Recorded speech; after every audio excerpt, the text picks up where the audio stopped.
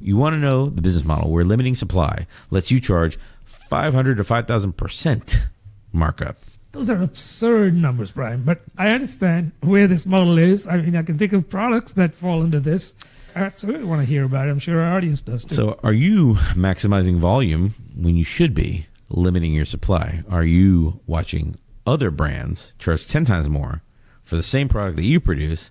Are you frustrated because you think that your product is better and superior to other more profitable products? Then I got a business model for you. It's called the Scarcity business model.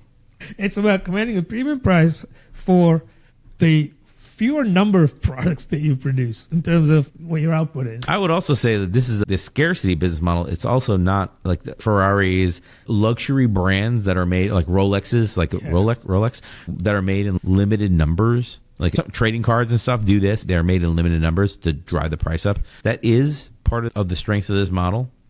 However, this can be used with some of the other business models to lead into a real business model. A different one. But it has limits. You know what I mean? It has limits. I mean, how many cars can Ferrari make? Well, they make a lot of money. Yeah, but what if they want to make double the amount of money? They're not just going to double the amount that their cars cost. There are some limits in place. Sure. But if you think about the original Gmail when it came out, when you had to get an invite, or like early OpenAI, I was part of a company that had access early to OpenAI's ChatGPT when 3 came out, which was pretty cool. Clubhouse, the original Clubhouse, you had to have an invite. That's right. I think of it like some of the... I missed that product. Isn't the new video generation model, I think you have to have an invite. AI for TikTok, like AI Talk or whatever. Anyway, you have to have an invite for that. Yeah. So on one hand, it's not necessarily a full business model. It's more like a marketing tactic to pivot you into another bit. So it is a business model, but it pivots you into another business model.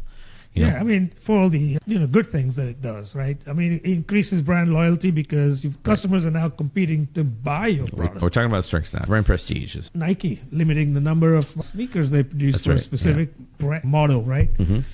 There are other examples like that. You already talked about Ferraris and whatnot. Not only is the volume controlled, right? Yep. They stamp each item with a number. So there's exclusivity. Everybody wants the top 5 or top 2. You know what another one is there are social media accounts, various. So I don't know, I'm not going to name a specific platform, but like people will go and create like a social media group, like on a certain platform. They'll go create a group and get a bunch of followers or whatever, and then they'll sell the group to somebody else. The new person will change the group name and they'll immediately have They do that on a particular platform that may or may not own more than one social media platform. The scarcity is like you're in that group. The money they make off of the sale of that group that they've curated, this audience, that's a scarcity model, I would argue. There's demand generation, scarcity creating desire and urgency, right? Yeah. The extreme pricing power, we talk about the luxury brands. So you have extreme pricing power. I mean, Ferrari, I guess, could double the price of their cars overnight if they wanted, and they probably would still sell cars, And then there's a whole nother, like the resale market. There's a whole, the trading cards do this exclusively where there's a resale market, and some of the trading card companies have a share in that resale market and some don't. Yeah, I mean, I think most people would understand the car analogy. Porsche does this very, very well because not only do they make limited numbers of their high-end models, we're talking about cars that cost over $200,000 US dollars, but they also then say, well, if you can't get one of those, how about one that we're selling for $120 or $140? It's only 0.3 seconds slower. It's brand prestige. People follow that.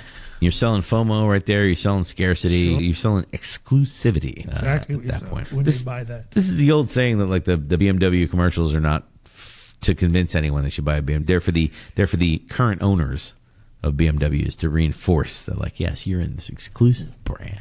Is there weaknesses of this model? Yes, there are, just like all the other models, right? First of all, because you're selling your items at such a high premium price, you have revenue limitation. Total addressable market is also smaller. This is the Ferrari example I said earlier. You can't just double all. Exactly. And what happens if there's an economic downturn? People aren't buying Ferraris today, or not as many people are. Right. We talked about the limitations of the revenue. You can't just triple whatever you want. So there's also a very delicate balance between oversupply and undersupply. Right. Oversupply dilutes your scarcity. Right. And undersupply frustrates the customers because they can't get their hands on it. Yeah.